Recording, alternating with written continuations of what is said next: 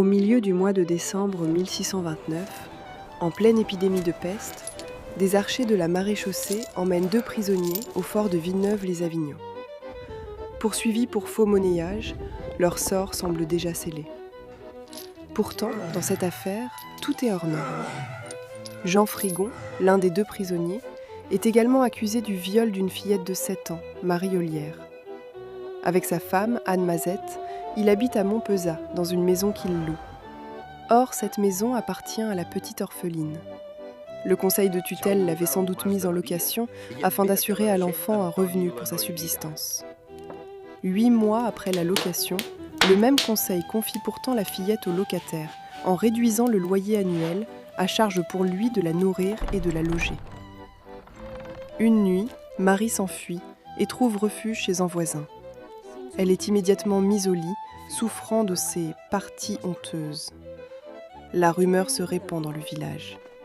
Le lendemain, le juge ouvre des inquisitions secrètes. Personne n'ayant rien vu, on décide de procéder à une perquisition. Et là, surprise, on découvre au sol un ducaton d'étain. On comprend vite qu'il s'agit de fausse monnaie. La fouille s'intensifie, on creuse le sol du rez-de-chaussée et l'on met au jour un moule, une cuillère et divers outils. L'affaire change alors totalement de dimension. Elle relève désormais du prévôt des maréchaux, que l'on avertit en toute hâte à Villeneuve-les-Avignon. Les 2 hommes sont enfermés dans la conciergerie du fort, dans des cellules séparées.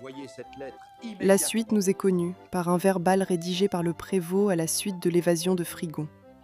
On y apprend, au détour d'une phrase, que les prisons ont été vidées de leurs geôliers à cause du temps de contagion qui est presque universel. Le monde semble figé. Les circulations sont réduites au minimum. Frigon est menotté, ferré aux pieds.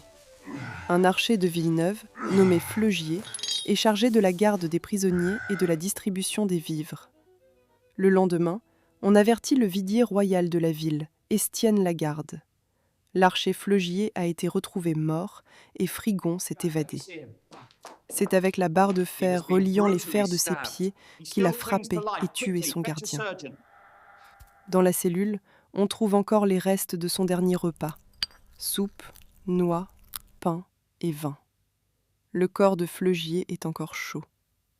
Nous sommes le 3 janvier 1630. Des soldats sont aussitôt envoyés dans les environs, mais aussi à Montpezat, où Frigon sera aperçu quelques jours plus tard, se dirigeant vers un grand bois, avant que l'on ne perde sa trace. Reste son complice, pour lequel 2 habitants de la ville sont requis comme gardiens. Sobouls, père et fils. Mais dès le lendemain matin, le viguier est de nouveau alerté. Un autre mort dans la conciergerie.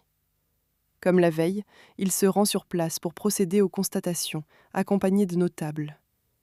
Cette fois, il trouve le prisonnier sans vie dans sa cellule. L'examen montre qu'il s'est tranché les veines du bras gauche à l'aide d'un petit éclat d'os, long d'environ 4 doigts et large d'1 pouce. Les Sobouls déclarent qu'il avait parlé à voix haute vers minuit. Interrogé, il leur aurait répondu qu'il priait Dieu et la Vierge Marie. En quelques semaines, une affaire de faux monnayage se transforme donc en drames multiples. Viol présumé, fabrication clandestine, meurtre d'un archer royal, évasion en pleine peste et suicide en prison.